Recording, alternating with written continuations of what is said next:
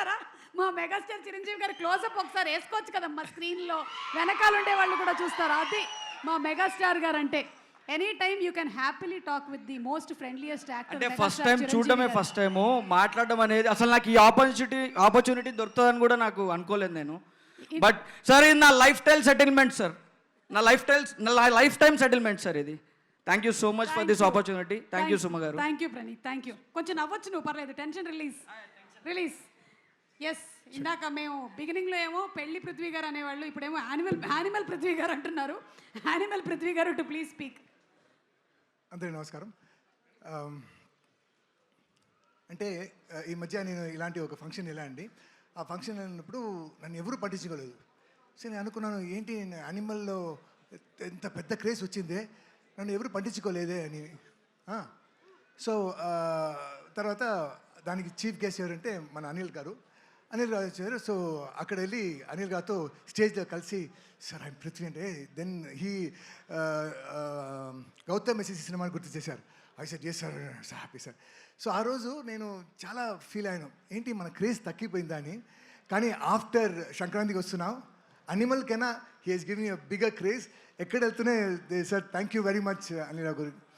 అలాగే మనం when your shooting ఆ సీన్ చూసినప్పుడు పక్క సెట్లో the boss was there.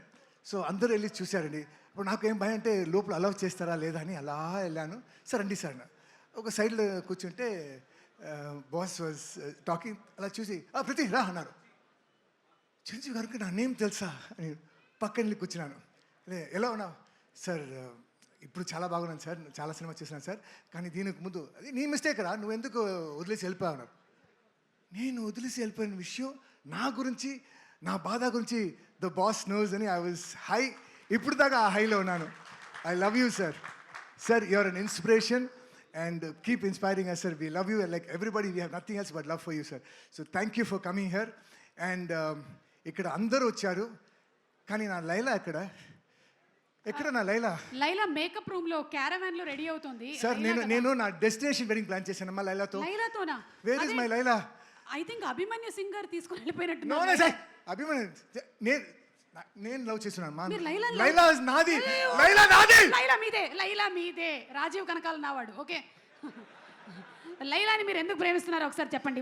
Why do you love Laila so much? Love ఆ కళ్ళు, ఆ మూకు, ఆ ఫిగరు, ఆ ఆరెంజ్.